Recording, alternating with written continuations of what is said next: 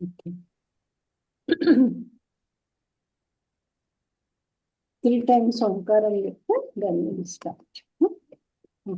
ఒక దీర్ఘమైన శ్వాస తీసుకోండి, నెమ్మదిగా వదలండి. ఓంకారం కోసం ఇంకొక దీర్ఘమైన శ్వాస.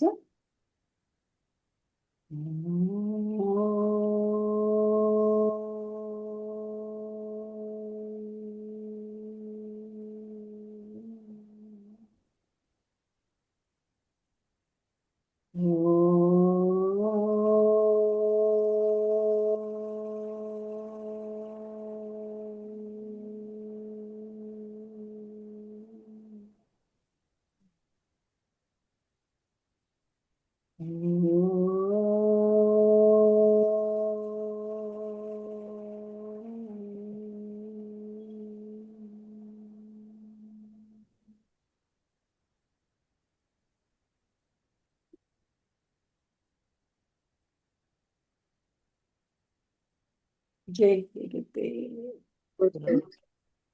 సో నిన్న చెప్పుకుంటున్నాము వశిష్ఠుడు రాముడి.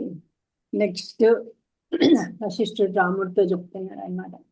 ఎవరికైతే లోపల సంస్కారాలు బలంగా కట్టుకొని ఉంటాయో, కూడగట్టుకొని ఉంటాయో, వాసనలు, సంస్కారాలు, ఎంత గొప్పవాడైనా, ఎంత పండితుడైనా, ఎంత బలవంతుడైనా ఓడిపోతాడు జీవితంలో. సంస్కారాలు ఉన్నాయి, పాత వాసనలు ఉన్నాయి, పాత సంస్కారాలు ఉన్నాయి అంటే వాళ్ళు ఓడిపోతారు అని చెప్తుంది. సో రామ, సో నిజంలో నిలబడు, అహంకారం లేకుండా జీవించు. నీకు ఒక కథ చెప్తా. దామ వ్యాల కట అనే రాక్షసుల్లాగా ప్రవర్తించకు, వాళ్ళ కథ విను అని కథ చెప్తాడు అన్నమాట. శంబరుడు అనే రాక్షసుడి గురించి చెప్తాడు. పాతాళంలో శంబరుడు అనే శక్తివంతమైన రాక్షసుడు ఉంటుంది. అతను మాయ విద్యలో చాలా నిపుణుడు. ఒక మాయా నగరాన్ని సృష్టిస్తాడు. సో దేవతలనందరినీ భయపెట్టేవాడు అనమాట రాక్షసుడు. ఒకసారి అతను లేనప్పుడు దేవతలు అతని సైన్యాన్ని చంపేస్తారు, శంబరుడి సైన్యాన్ని. అప్పుడు కోపంతో శంబరుడు ఏం చేస్తాడంటే స్వర్గంపై దాడి చేస్తాడు. అప్పుడు దేవతలందరూ భయపడి దాక్కుంటారు. సో శంబరుడు ఏం చేస్తాడంటే తన సైన్యాన్ని కాపాడుకోవడానికి 3 రాక్షసులను సృష్టిస్తాడు. వాళ్ళ పేరు ఒకటి దామ, వ్యాల, కట. ఈ 3 వాళ్ళకి ఏంటంటే అసలు పూర్వజన్మ సంస్కారాలు లేవు, పూర్వ జన్మలు లేవు. ఫస్ట్ జన్మ వాళ్ళకి భయం లేదు, కోరికలు లేవు, జయ పరాజయము భావం కూడా తెలియదు వాళ్ళకి అసలు. వాళ్ళు స్వతంత్ర జీవులు కూడా కాదు, శంబరు యొక్క మాయా ప్రతిరూపాలు మాత్రమే వాళ్ళు. సో వాళ్ళలో నేను అనే అహంకారం లేదు, కోరికలు లేవు, సో కోపం లేదు. అందుకే వాళ్ళు అసలు ఓడిపోరు యుద్ధంలో. సో బ్రహ్మదేవుడు ఏం చెప్పిండంటే అప్పుడు దేవతలు వెళ్ళి బ్రహ్మదేవుని ప్రార్థిస్తారు. బ్రహ్మదేవుడు అంటాడు, ఇప్పుడే మీరు వాళ్ళని ఓడించలేరు, కొంతకాలం యుద్ధం చేస్తా ఉంటే వాళ్ళ నేను అనే భావం వస్తుంది, అప్పుడు అహంకారం వస్తుంది, అప్పుడు సంస్కారాలు ఏర్పడతాయి, అప్పుడు వాళ్ళు బలహీనపడతారు, అప్పుడు మీరు ఓడించవచ్చు అని చెప్తారనమాట. సో నేను మరియు నాది అనే భావాలే మనలో దుఃఖానికి మూలం. సో అహంకారం ఉన్నవాడు ఎంత గొప్పవాడైనా సరే జీవితంలో ఓడిపోతాడు అనమాట. మనసు సంస్కారాలతో బంధించబడ్డది అనుకోండి, పాత వాసనలతోటి, సో బలహీనం అయిపోతుంది. అహంకారం లేకపోతే అజేయత్వం వస్తుంది, మన గెలుపు మనదే ఉంటుంది. సంస్కారం లేని స్థితే నిజమైన శక్తి. సో వాసనలే, ఈ సంస్కారాలే బంధం. అహంకారం ఉన్నవాడు ఎప్పటికైనా ఓడిపోతాడు. అహంకారం లేని మనసే అజేయము. నేను నాది అనేది భావాలే బాధకు కారణం అన్నమాట. సో తర్వాత బ్రహ్మదేవుడు ఇట్లా చెప్తాడు, ఆ 3 రాక్షసులో నేను మరియు నాది అనే భావం కలిగించండి, అప్పుడు వాళ్ళు బలహీనపడతారు. ఎందుకంటే అహంకారం వచ్చిన వెంటనే అజ్ఞానం వస్తుంది. అలా చెప్పి బ్రహ్మదేవుడు వాళ్ళకు అంతర్ధానం అయిపోతాడు దేవతలకు చెప్పి.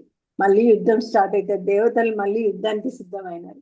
సో ఇప్పటి యుద్ధం మరింత భయంకరంగా జరుగుతుందన్నమాట. యుద్ధంలో నిరంతరం పాల్గొనడం వల్ల ఆ 3 రాక్షసులో మొదటిసారి ఒక భావం వచ్చింది, ఏంటంటే నేను అనే భావం. అహంకారం ఎలా వస్తుంది? ఎలాగైతే అద్దం దగ్గర ఏదైనా వస్తువుని ఉంచినాం అనుకోండి, దాని ప్రతిబింబం ఎట్లయితే కనిపిస్తుందో అలాగే మన ప్రవర్తనలో నేను అనే భావం ఏర్పడుతుంది అనమాట. ఆత్మను శరీరంతో కలిపి చూసినప్పుడు అహంకారం ఏర్పడుతుంది. అహంకారం వచ్చిన తర్వాత నేను అనే భావం వచ్చిన వెంటనే నేను బతకాలి అనే కోరిక రాక్షసుల్లో కలిగింది. ఆరోగ్యము, ధనము, సుఖము కావాలనిపించింది. ఇది నాది అనే భావం వచ్చింది. ఇది నా శరీరము అనే భావన వచ్చింది. ఇవాళ వచ్చిన తర్వాత వాళ్ళు బలహీనపడ్డారు. సో తినడం తాగడం మీద ఆసక్తి పెరిగింది, వస్తువులపై ఆసక్తి పెరిగింది, స్వేచ్ఛ పోయింది, ధైర్యం తగ్గిపోయింది, భయం మొదలైంది. వాళ్ళు అనుకున్నారు యుద్ధంలో మనం చచ్చిపోతామేమో అని ఇట్లా అనుకున్నారు అని. భయంతో ఆ ముగ్గురు రాక్షసులు పారిపోయింది. వాళ్ళని చూసి సైన్యం కూడా భయపడిపోయింది. వేల మంది రాక్షసులు చనిపోయినారు. శంబరుడు కోపంతో అడిగాడు వాళ్ళు ఎక్కడ పోయారా అని. భయంతో వాళ్ళు ఏం చేసినారంటే ఈ ధామ వ్యాల మళ్ళా కట ఈ రాక్షసులు ఏంటంటే వెళ్ళి పాతాళంలో దాక్కున్నారు. తర్వాత ఏమైందంటే వాళ్ళు అసలు ఈ జనన మరణ చక్రం నుంచి స్వతంత్రులే, కానీ అహంకారం వచ్చిన తర్వాత ఏమైందంటే వాళ్ళు మళ్ళా జనన మరణ చక్రానికి లోపడ్డారు. సో అనేక జన్మలు తీసుకొని చివరిగా వాళ్ళు కాశ్మీర్లో ఒక సరస్సులో చేపల్లాగా పుడతారు అనమాట. సో ఇక్కడ ఏంటంటే నేను అనే భావమే బంధానికి, దీంట్లో ఉన్న సారాంశం ఏమంటే నేను అనే భావమే బంధానికి కారణం. అహంకారం వచ్చిందంటే మనకు అహంకారం వచ్చింది, నేను అనే భావన వచ్చిందంటే కోరికలు వస్తాయి, కోరికలు వచ్చిందంటే భయం వస్తుంది, భయం వచ్చిందంటే బలహీనత స్టార్ట్ అవుతుంది. సో అహంకారం వల్లే జనన మరణ చక్రం అనేది మొదలవుతుంది అనమాట.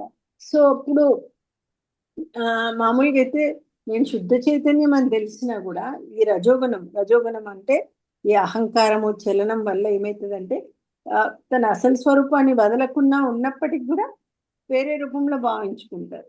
సో అహంకారం వచ్చేసిందంటే మనం శుద్ధ చైతన్యం అని తెలిసినప్పటికి కూడా అహంకారం మూలంగా ఆ రూపాన్ని మార్చేసుకుంటారు. సో ప్రభు అప్పుడు ఆ అడుగుతాడు అనమాట రాముడు, ఈ ఈ దామ వ్యాల కటే అనే ముగ్గురు రాక్షసులు ఎప్పుడు విముక్తి పొందుతారు అని అడుగుతాడు. అప్పుడు వశిష్ఠుడు సమాధానం చెప్తారు, రామ వాళ్ళు తమ అసలు స్వరూపం శుద్ధ చైతన్యం అని గుర్తు చేసుకున్నప్పుడు మాత్రమే వాళ్ళు విముక్తి పొందుతారు. అప్పటి వరకు వాళ్ళు అజ్ఞానంలోనే ఉంటారు. సో వాళ్ళకి ఎప్పుడైతే తమ కథను వాళ్ళు వింటారో విన్నప్పుడే వాళ్ళ జ్ఞానం వస్తుంది అని. సో తర్వాత కాలక్రమంలో కాశ్మీర్ అనే దేశంలో ఉంటుంది ఒక నగరము, ఒక కొండ, ఒక మహాభవనం ఉంటుంది. ఆ ముగ్గురు రాక్షసులు ఆ చేపల నుంచి తర్వాత వ్యాలానేమో ఒక పిచ్చుకలాగా పుడతాడు, తర్వాత దామానేమో ఒక దోమలాగా పుడతాడు, కటానేమో ఒక పక్షిలాగా పుడతాడు. తర్వాత ఒకరోజు ఒక మంత్రి వాళ్ళ పూర్వకథను చెప్తా ఉంటాడు అనమాట. చెప్పినప్పుడు ఈ కథ విన్నప్పుడు పక్షి ఏమవుతుంది, కట జ్ఞానం పొందుతుంది, తర్వాత వ్యాల కూడా జ్ఞానం పొందుతుంది, దామ కూడా జ్ఞానం పొందుతుంది. వాళ్ళు అసలు తమ స్వరూపం శుద్ధ చైతన్యం అని గుర్తిస్తారు. మేమంతా ఇట్లా అహంకారంతో ఈ రూపాలు ఎత్తినాము అని గుర్తించి తర్వాత వాళ్ళు విముక్తి పొందుతారు అనమాట. అందుకని ఇక్కడ ప్రధానమైన బోధ ఏంటంటే అహంకారము మళ్ళీ కోరికల వల్లనే వాళ్ళు నరకంలో పడ్డారు. నేను నీవు అనే భావాలు నిజమే, అసలు నిజం కావు. నిజానికి ఉండేది ఒకటే శుద్ధ చైతన్యం. అహంకారం ఎట్లా పనిచేస్తుందంటే శుద్ధ శుద్ధ చైతన్యంలోనే ఒక ఆటలాగా నేను అనే భావాన్ని సృష్టిస్తుంది. అదేంటంటే మనము ప్రతిబింబం అనేది నిజం కాదు, కానీ అజ్ఞానం వల్ల దాన్ని మనం నిజమని భావిస్తాం. అట్లనే అసలు మనసు స్వరూపం ఏంటంటే శుద్ధ చైతన్యం. అహంకారం వచ్చింది అంటే బంధం అనేది స్టార్ట్ అయింది. స్వరూపాన్ని గుర్తు చేసుకున్నప్పుడు, నేను శుద్ధ చైతన్యం అనే స్వరూపాన్ని గుర్తు చేసుకున్నప్పుడు ముక్తి కలుగుతుంది. నేను నీవు అన్న భావాలన్నీ ఇవన్నీ మాయని మనలో కలగజేసే మాయ అనమాట. సో చెప్తున్నాడు, ఇంకా వశిష్ఠుడు రాముడితో చెప్తున్నాడు, ఎవరైతే మంచి ప్రవర్తనతోటి ప్రశాంతమైన జీవితం గడుపుతారో, ప్రపంచ సుఖ దుఃఖాల మీద ఆశలు పెట్టుకోరో, వాళ్ళ ఆయుష్, కీర్తి, గుణాలు, లక్ష్మి ఇవన్నీ వాళ్ళ లోపల వికసిస్తాయి. సో వీటి మీద ఉండొద్దు ఆశ. అప్పుడు వశిష్ఠుడు రాముడితో చెప్పేది ఏంటంటే, రామ శాస్త్రాలు చెప్పిన విధంగా జీవించండి. మనసును ఆత్మ వైపు తిప్పుకున్న వారు ఈ సంసార సముద్రాన్ని దాటిపోతారు. సో కానీ వాదాలు, తర్కాలు, కలహాల్లో చిక్కుకున్న వారు తమ శ్రేయస్సుని కోల్పోతారు అని చెప్తాడు అనమాట. సో నిజమైన మార్గం ఏంటంటే శ్వాస మార్గమే శాస్త్రము. ఈ శాస్త్రం అనేది మార్గం చూపిస్తుంది, కానీ చివరికి మన స్వంత అనుభవమే మోక్షానికి దారి తీస్తుంది అని చూపిస్తుంది. సో లోభం ఉన్నవాడికి చివరికి మిగిలేది ఏంటంటే బూడిద మాత్రమే. ప్రపంచాన్ని ప్రపంచము మాయ అనుకునేటోడు ఒక గడ్డి రెమ్మలా చూసేవాడికి ఎప్పుడు బాధపడడు జీవితంలో. నిజమైన మనిషి ఎవరంటే సత్య మార్గంలో నడిచేవాడు, తనకున్న గుణాల పైన గర్వం లేనివాడు, విన్న ఉపదేశాన్ని ఆచరించేవాడు, దయగల హృదయం ఉన్నవాడు. వాళ్ళు నిజమైన మనుషులు. లేకపోతే మిగతా వాళ్ళంతా మనిషి రూపంలో ఉన్న జంతువులే అని చెప్తుంది. సో ధనం అనేది కష్టాలకి తల్లి, ఈ ఇంద్రియ సుఖాలు అనేవి బాధకు మూలం. సో మనం ఇంద్రియ సుఖాలు ఎంబట పడినామంటే అది మనకు బాధకు మూలమవుతుంది. అపజయం అనేది నిజమైన శుభమే కావచ్చు ఒక్కొక్కసారి, ఎందుకంటే అపజయం వస్తేనే మనము మన లోపలికి తిరగడం స్టార్ట్ అవుతుంది. సో అట్లా జీవితాన్ని ఎట్లా గడపాలంటే కోరికలు విడిచిపెట్టి మన కర్తవ్యాన్ని చేయాలి, తర్వాత సద్గురువులను గౌరవించాలి, శాస్త్రాలను అధ్యయనం చేయాలి. సో ఇలా ఇది ప్రతిబింబం మాత్రమే అని తెలుసుకోవాలన్నమాట. ఇప్పుడు ఇక్కడ ఉండేదంతా చైతన్యం యొక్క ప్రతిబింబమే అని తెలుసుకోవాలి. ఇతరులను గుడ్డిగా అనుకరించకూడదు. ఎవరైనా గొప్ప కనిపించగానే వాళ్ళలా ఉంటే నేను గొప్ప అయిపోతానేమో అట్లా అనుకరించకూడదు. సో అజ్ఞానం అనే నిద్ర నుంచి లేచి ముసలితనము మరణము అనే చక్రం ముగించడానికి ప్రయత్నించాలని. మంచి ప్రవర్తనతో జీవించిన వాడికి జీవితం పుష్పిస్తుంది. సో కోరికలు తగ్గుతూనే మన లోపల శాంతి అనేది వికసిస్తుంది. ధనము, ఇంద్రియ సుఖాలు ఇవన్నీ నిజమైన ఆనందాన్ని ఇవ్వవు. మనం అనుకుంటాం ధనము లేకపోతే ఇంద్రియ సుఖాలు ఇదే నిజమైన ఆనందం అనుకుంటాం, కానీ అవి ఎప్పుడు నిజమైన ఆనందాన్ని ఇవ్వవు. ఏడిస్తాయి? అన్వేషణనే మానవుని యొక్క జీవిత లక్ష్యంగా పెట్టుకోవాలి. సో ఇట్లా ఇవన్నీ చెప్తా ఉంటాడు అనమాట వశిష్ఠుడు రాముడికి. సో ఇంకా వశిష్ఠుడు కొనసాగిస్తున్నాడు. నేను అనే భావం సరిగ్గా అర్థం కాకపోతే అది ఈ ఆకాశంలో ఒక మలినంలా ఉంటది, కానీ నేను అనే భావం సరిగ్గా తెలుసుకున్నప్పుడే అది పరమాత్మ స్వరూపమే అవుతుంది అని చెప్తున్నాను అనమాట. నేను ఏంటి అనేది, అహంకారం అనేది నీకు అర్థం కావాలి నేను అనేది. సో వశిష్ఠుడు రామునితో చెప్తుంది, రామ సరైన ప్రయత్నం చేయి, అది ఎప్పుడు ఫలితాన్ని ఫలిస్తుంది. కాబట్టి శ్రద్ధతో ప్రయత్నం చేయడం మాత్రం మానకూడదు. ఏది నిజంగా శ్రేయస్సిస్తుందో పరిశీలించు, చివరికి తెలుసుకుంటావు ఆత్మజ్ఞానమే అన్ని దుఃఖాలను పూర్తిగా తొలగిస్తుంది. సో ప్రపంచ సుఖము దుఃఖం లేకుండా ఉంటుందా అంటే లేదు. అందుకే కోరికలు తగ్గించాలి. ఇంద్రియాలను నియంత్రించుకోవడం అనేది, సెల్ఫ్ కంట్రోల్ చేసుకోవడం అనేది మనకు ఆనందాన్ని ఇస్తుంది. ఈ ప్రపంచం నిజానికి చైతన్యం యొక్క ఆకాశం, చిదాకాశం మాత్రం. కానీ అది కళ్ళు మూసింది అనుకోండి లయం అయిపోతుంది, ప్రళయం వచ్చేస్తుంది. కళ్ళు తెరిస్తే సృష్టి వస్తుంది, సృష్టి లాగుంటుంది. సో నేను శరీరము అనే భావము బంధాన్ని కలుగజేస్తుంది, అది విడిచిపెట్టాలి. నేను సమస్త విశ్వంలో ఒక్కడిని అనేది జ్ఞాని యొక్క భావం. ఈ విశ్వం అంతట్లో నేను ఒక వాణ్ణి అనేది. సో నేను చాలా సూక్ష్మమైన ఆత్మను, శరీరానికి వేరైన వాణ్ణి. ఇది కూడా మన విముక్తికి సహాయం. ఈ శరీరము నేను కాదు, నా ఆత్మ నేను అన్నది మనం తెలుసుకోవాలన్నమాట. సో నేను అనే వేరుభావం ఉన్నంత వరకు స్వర్గము మోక్షము కోరికలు వస్తాయి. సో నేను భావం ఉన్నంత వరకు దుఃఖం ఉంటుంది. సో నేను అనే వేరే భావం, నేను అనేది వేరు, ఆ శుద్ధ చైతన్యము నేను వేరు అనే భావం మనకు వచ్చింది అనుకోండి, ఈ స్వర్గము మోక్షము అనేది దొరుకుతాయి. బట్ నేను అనే భావం ఉన్నంత వరకు, నేను అనే అహంకార భావం ఉన్నంత వరకు దుఃఖం ఉంటుంది. సో పరిష్కారం ఏంటంటే ఆత్మజ్ఞానం ద్వారానే ఈ అహంకారం పోతుంది. ఎప్పటికప్పుడు ఉన్నతంగా నేను అనే భావాన్ని అభ్యసిస్తే, నేను అనే ఉన్నత భావాన్ని అంటే నేను ఆ ఆత్మస్వరూపము అనే భావాన్ని కనుక అభ్యసిస్తే మనము ఈ తక్కువ స్థాయి నేను అనేది అహంకారం, ఆ భావం కరిగిపోతుంది. సో ఫలితం అప్పుడు మనిషి ప్రపంచంలో పనిచేసిన ఒంటరిగా ఉన్న ఏ భయం ఉండదు, పతనం ఉండదు అని చెప్తాడు అనమాట. సో నేను అనేది బంధంకి, తప్పుగా నేను అనుకున్నాం అనుకోండి, అహంకారంతో నేను అనుకున్నాము అంటే అహంకారంతో వచ్చే నేను బంధానికి కారణమవుతుంది. సో మన జ్ఞానంతో వచ్చే నేను మనకు పరమాత్మ తత్వాన్ని, నేను పరమాత్మను అన్నది గుర్తు చేస్తుంది. ఆత్మజ్ఞానం మాత్రమే మనకు విముక్తిని కలగజేస్తుంది. కోరికలు లేకుండా ఒక నియమ జీవితం గడిపితే మనకు ఆనందాన్ని ఇస్తుంది. సో ఇది చెప్తా ఉన్నాడు అనమాట వశిష్ఠుడు రాముడికి. ఇంకా కథ కొనసాగిస్తున్నాడు. ఈ సుఖాల కోరికే బంధము, ఆ కోరికలను వదిలేయడమే మోక్షం అన్నమాట. సో ఈ ముగ్గురు రాక్షసులు ఉన్నారు కదా, దామ వ్యాల కట రాక్షసులు, అహంకారం వల్ల ఓడిపోయారని తీసి శంబరుడు గ్రహిస్తాడు, వీళ్ళు ముగ్గురు ఓడిపోయినారు అహంకారం వల్ల అని. సో వాళ్ళ అహంకారం వల్ల నాశనమయ్యారు. అప్పుడు అతను మళ్ళీ ముగ్గురు రాక్షసులను సృష్టిస్తాడు. వాళ్ళు ఎవరు అంటే భీమ, భాస, దృఢ. ఇలా పేరు కూడా ఒక భీమా పెట్టినాడు, ఒక్కోళ్ళు భాస, దృఢ. వీళ్ళు ఎట్లా వేరుగా ఉన్నారంటే వీళ్ళు జ్ఞానంతో ఉంటారు, అహంకారం ఉండదు, వీళ్ళకి వైరాగ్యం ఉండదు, ప్రపంచాన్ని ఒక గడ్డి రెమ్మలా చూసేస్తారు వాళ్ళు. యుద్ధంలో కూడా నేను చేస్తున్నా అనే భావం రాలేదు. అహంకారం తలెత్తినప్పుడు వెంటనే నేను అనే విచారణ చేసేవాళ్ళు, వాళ్ళకి అసలు అహంకారమే లేదు. నేను అనే విచారణ ఎక్కడి నుంచి వస్తుంది, అవసరం వాళ్ళు లేదనమాట. సో వాళ్ళకి ఏంటంటే వాళ్ళ దేవతలను సులభంగా ఓడించేసింది. చివరికి విష్ణుమూర్తి వచ్చి స్వయంగా వాళ్ళతో యుద్ధం చేస్తాడు. అప్పుడు శంబరుడు చనిపోతాడు అనమాట. సో అహంకారం లేని ఆ ముగ్గురు రాక్షసులు అప్పుడు శరీరం పడిపోగానే వెంటనే వాళ్ళకి విముక్తి కలుగుతుంది. ఎందుకంటే వాళ్ళకి అహంకారం లేదు కనుక వాళ్ళు వెంటనే శుద్ధ చైతన్యం రూపంలో ఉన్నారు, వాళ్ళకి విముక్తి దొరుకుతుంది. సో మనసు సంస్కారాలతో బంధింపబడ్డది అనుకోండి, అప్పుడు బంధం అవుతుంది. మనసులో సంస్కారం లేకపోతే విముక్తి దొరుకుతుంది. సో సత్యాన్ని ఎప్పుడైతే స్పష్టంగా గ్రహించినప్పుడే మనసు ప్రశాంతం అవుతుంది అని చెప్తున్నాను. ముఖ్యమైన సత్యం ఏంటంటే ఈ విశ్వం అంతా ఆత్మ అని స్పష్టంగా తెలుసుకోవడమే నిజమైన జ్ఞానం.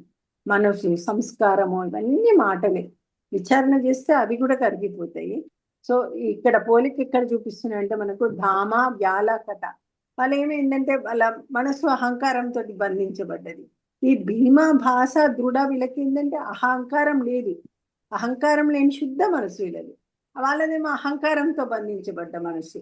సో అందుకనే రామ నువ్వు మొదటి వారిలా కాకుండా రెండవ వారిలాగా ఉండు అని చెప్తున్నా అనమాట. ఈ సుఖాల కోరికే మనకు బంధానికి దారి తీస్తుంది, కోరికను వదిలేయడమే మోక్షం. సో అహంకారం ఉన్న మనసు బలహీనమవుతుంది. నేను ఎవరైనా విచారణ వచ్చింది అంటేనే అప్పుడు అది విముక్తికి మార్గం అవుతుంది అనమాట. ఇవన్నీ చెప్తున్నాడు రాముడికి. తర్వాత రాముడు ప్రశ్నిస్తున్నాడు, సో ఇప్పుడు శబ్దము రుచి రూపము వాసనలను అనుభవిస్తున్నావు కదా, అది సాధ్యం అవ్వడానికి కారణమైంది అదే ఆత్మ, అదే పరబ్రహ్మ, అదే అన్నింటి నింపి ఉంది అనే శ్లోకం ఉందన్నమాట. దాని భావం చెప్తున్నారు. ఏంటిదంటే రాముడు ప్రశ్నిస్తున్నాడు, ఎట్లా అంటే ప్రభు ఈ విశ్వం ఎలా ఈ అనంత చైతన్యంలో ఉంది అని. సో వశిష్ఠుడు సమాధానం ఇస్తున్నాడు ఏమని అంటే, రామ ఈ విశ్వం అనంత చైతన్యంలో ఎలా ఉందంటే సముద్రం ఎగ్జాంపుల్ చెప్తుంది. ఏంటంటే శాంతమైన సముద్రంలో ఇంకా అలలు రాలేదనుకోండి, అప్పుడు సముద్రం ఎలా ఉంటది, సంభావ్యంగా ఉంటది, అంటే సమస్థితిలో ఉంటది. సో అలాగే ఈ ప్రపంచం అనంత చైతన్యంలో ఉంది, నిజానికి వేరే కాదు కానీ వేరుగా కనిపిస్తుంది, అనంత చైతన్యం నుంచి వేరుగా కనిపిస్తుంది.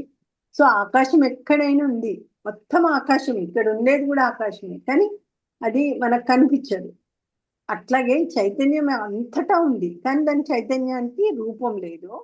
సో అట్లాగే ఈ ప్రపంచం కూడా చైతన్యంలో కనిపించే ప్రతిబింబమే అని చెప్తానంట.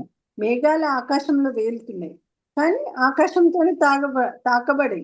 సో మేఘాలు ఆకాశంకి తగులుతాయా, మనకి ఆకాశాన్ని అంటున్నట్టు కనిపిస్తాయి కానీ ఆ ఆకాశాన్ని అంటుకో. సో అట్లాగే ప్రపంచము ఈ చైతన్యంలో కనిపించినా కూడా చైతన్యంతో ప్రపంచం తాకబడదు అని చెప్తున్నారు అనమాట. సో ఆకాశంలా, గాలిలా, నీటిలా, నేలలా, వెలుగులా ఈ విత్తనంలో ఉన్న చైతన్యం చివరికి పండులాగా మారుతుంది. సో అట్లాగే ఈ ప్రపంచం చైతన్యం నుంచి వచ్చి తిరిగి మళ్ళీ చైతన్యంలోనే లయమైపోతుంది అని చెప్తుంది అనమాట. సో చైతన్యం ఎప్పుడైతే తనలో తానే ప్రతిబింబం చూసుకుంటే నేను అనే భావం పుడుతుంది, అక్కడి నుంచే వైవిధ్యం అనేది మొదలవుతుంది. ఎప్పుడైతే నేను అనే అహంకారం వచ్చిందో అప్పుడు వైవిధ్యం అనేది స్టార్ట్ అవుతుంది. ఎట్లాగైతే మద్యం తాగిన వాడు తనని వేరే వ్యక్తితోటి తనని తాను వేరే వ్యక్తిలాగా చూసుకుంటాడు. సో అట్లాగే చైతన్యం తనని తాను వేరుగా భావిస్తుంది. అప్పుడే ఈ జనన వర్ణ చక్రాలు అనేవి స్టార్ట్ అవుతుంది, అప్పుడే ఈ బంధాలు స్టార్ట్ అవుతాయి. సో ఈ సమస్తానికి వ్యాపించి ఉన్నది ఏంటంటే ఒక్క శుద్ధ పరబ్రహ్మమే ఉంది. అది ద్వైతం కాదు, అది అద్వైతం, అది శాశ్వతం, అది స్వచ్ఛం, అది సర్వవ్యాప్తం అన్నమాట.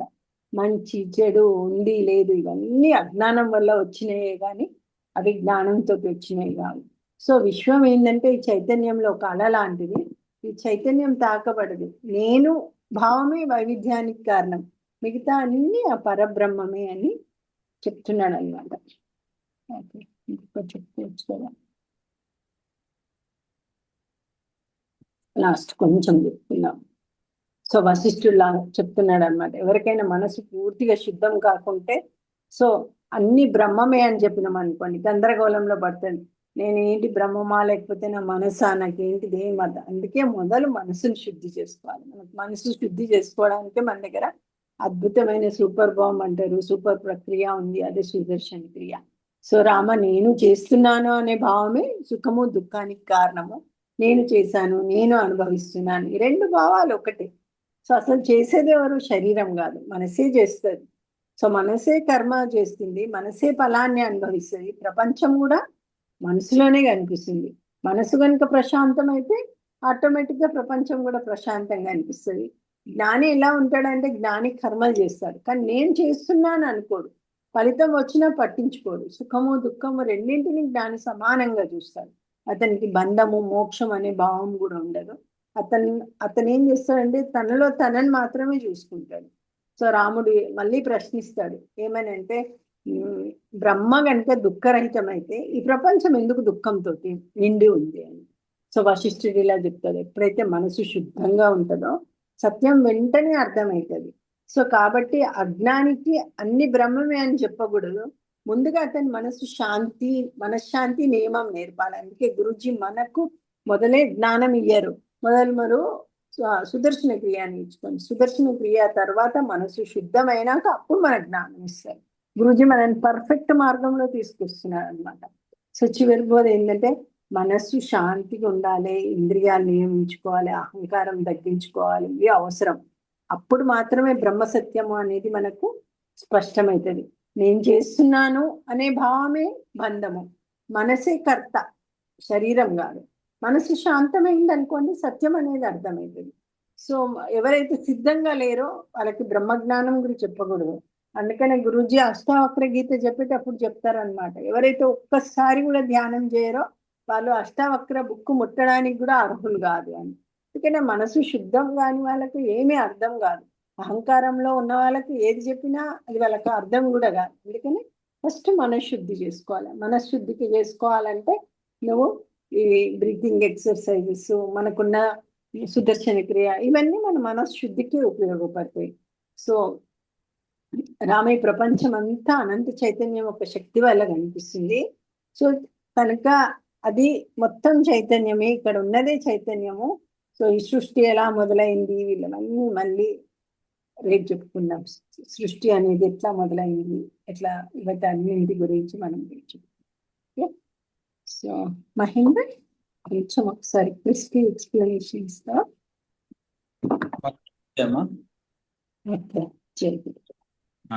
అదే వశిష్ఠ ముని చెప్తున్నాం వాళ్ళకి